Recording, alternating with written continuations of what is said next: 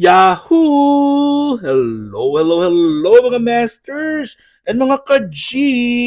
Good morning po sa inyong lahat dyan sa Pilipinas at syempre sa buong Asian countries at kung saan man kayong lupalop ng ating daigdig ay hayaan niyo muna kami ni G na batiin po kayo ng good morning, good noon, good afternoon, good evening at good night na po sa mga handa ng matulog.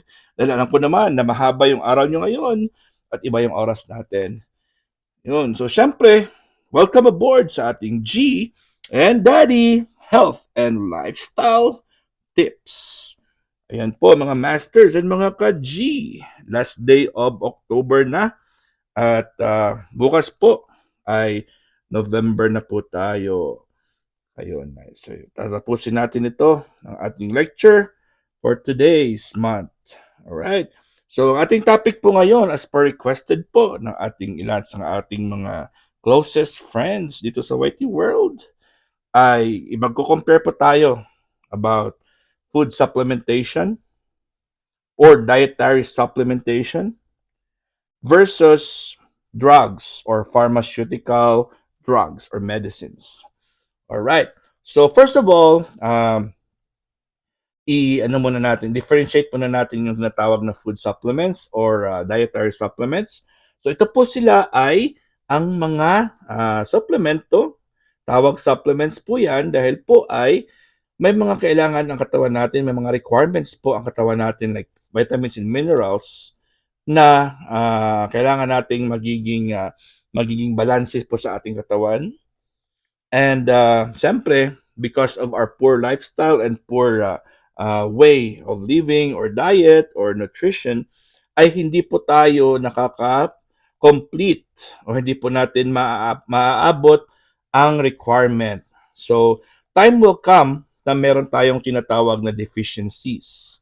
Diba? Ang deficiency po, mga masters and mga ka-G, ay yung, kumbaga, may requirements po na kailangan yung ating mga organs, ang ating katawan, at umabot po sa time na nawalan po siya or kulang po or deficient. Yung tawag na deficient is kulang ang level ng particular minerals or vitamins ng na supposed to be ay makakatulong po at makakapagpaandar or in order for that particular organ to function properly, kailangan po ay may ganyong amounts, di ba, of nutrients. Halimbawa po mga masters and mga ka-G, i-compare natin sa mga kotse, di ba?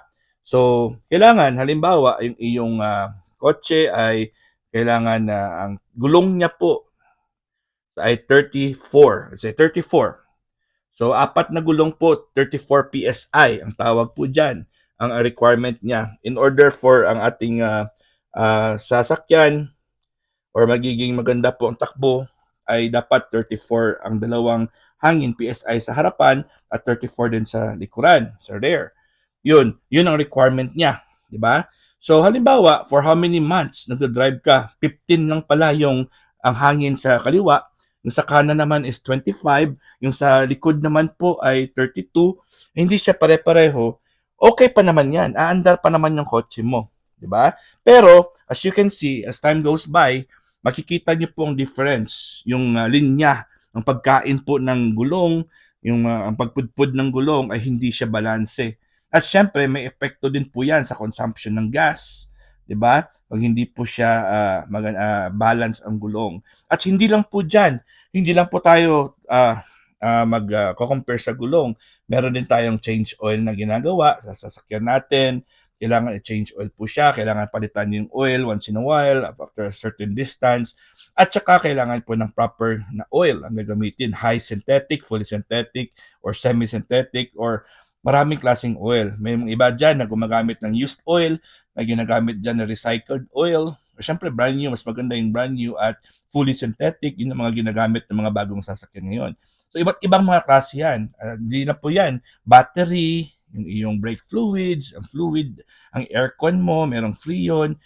So, yun pong requirements ng ating kotse. Di ba? Pero compared naman sa katawan natin, syempre yung bones natin, they need more calcium. ang ating kidney, may specific requirements, potassium, magnesium, sodium, water, maraming mga requirements po. Ang ating liver, may mga requirements din po yan, ang mata natin, organs, like ating reproductive system, may mga ang thyroid natin, may mga requirements po yan, iba't ibang requirements from A to Z, from any vitamins and minerals, meron po siyang specific requirements. Pero hindi po siya pare-pareho. Halimbawa, yung ating bones, they need more calcium. Pero yung ating mata ay kailangan ng calcium, konti lang, pero hindi po siya the same amount of calcium na kailangan ng ating bones at ating ngipin. Diba? So yun po ang ating tinatawag na requirements. So halimbawa, time will come na hindi time will come. Halimbawa, collectively, ilang taon ka na ngayon, so tatanungin na, i-examinin yung katawan mo. Kompleto ba or nasa tamang levels ba, requirements, ang calcium mo? O di ba, meron diyang iba, merong osteoporosis, meron diyang iba osteopenia, meron diyang iba, merong mga problema sa heart, di ba, defibrillation, maraming mga terms ang gagamitin diyan para po sasabihin na meron kang mga deficiency. So, pag deficiency na, ibig sabihin yan, yung particular organ na yan na supposed to be ay magtatrabaho ay kulang po sa mga requirements. Halimbawa, kulang na po yung calcium mo. Siyempre, pag kulang ang calcium sa katawan mo, magsasuffer na yung bones, magsasuffer na yung kidneys, magsasuffer na rin ang heart. Kasi yung heart natin kailangan din ng calcium para po ito ay tumibok or mag-bump. Diba? Ang kidneys natin kailangan din ng calcium para calcium also prevents kidney stones. And calcium also strengthens the teeth and of course the bones, and then calcium also controls mood. Dami po purpose ang calcium. Pero syempre, pag once mababa ang calcium level mo, these organs that I mentioned will slowly have problems. O di ba?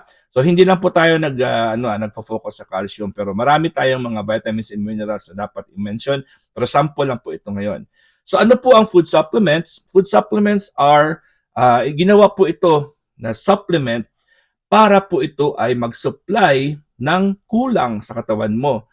Kulang, supply. O, diba? It means supplement, magsusupply lang po siya, pero never replace a food supplement to a real meal. Hindi ibig sabihin na ikaw po ay umiinom o nagtitake ka ng supplements ay okay na pong hindi kumain. Hindi po pwede yan. Yung purpose po ng supplements is just to provide you with whatever you lacked for a few years.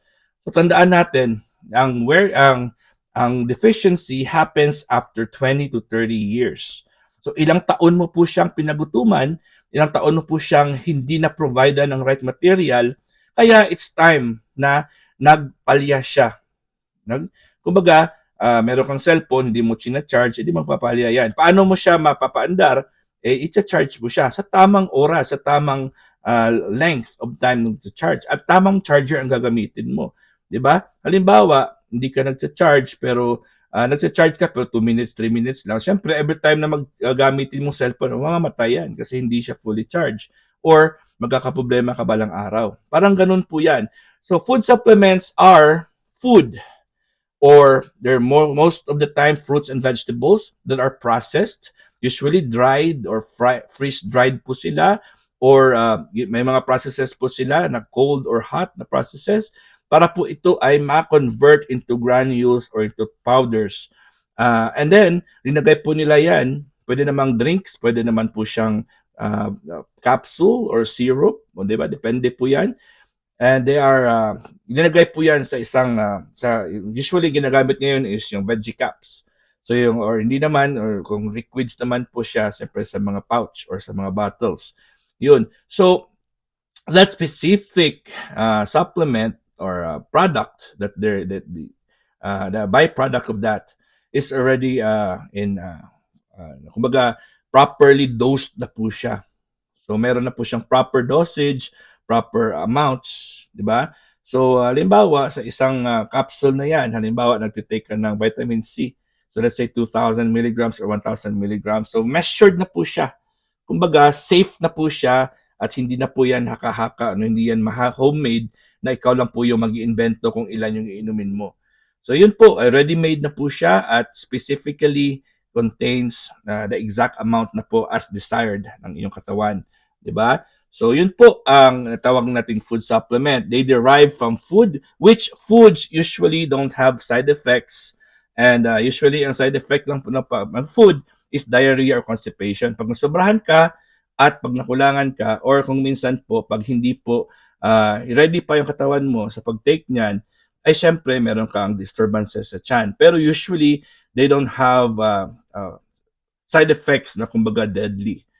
Alright, so ano naman po yung drugs or ang synthetic or ang tinatawag nating pharmacologically processed medications or drugs. So they are substances that have particular effect on the body and its function. So they are taken to relieve disease symptoms of illnesses and prevention or for prevention. So meron po siyang limit, 'di ba? Meron po limit ang drugs, meron po limit ang pharmacological substances na 'yan dahil po ay hindi po siya food, kundi po siya ay synthetically made or substances that are not natural. Yeah? Sa ano lang po siya ginawa sa butika, sa pharmacy, sa ano pala, sa pinases po siya, mga chemicals po siya. So hindi po siya katulad sa food na anytime pwede mong i-take. Controlled po siya pag substances po siya na pharmacologically made. Alright, so for more information, bukas po ay continue po natin ang ating lecture. Si G po ay nahulog, nababa lang na. Okay? So, continue po natin ang ating topic bukas about food supplements versus drugs or pharmacological drugs. Alright, mga masters, mga ka-G, hanggang dito na po tayo. God is great. Yahoo!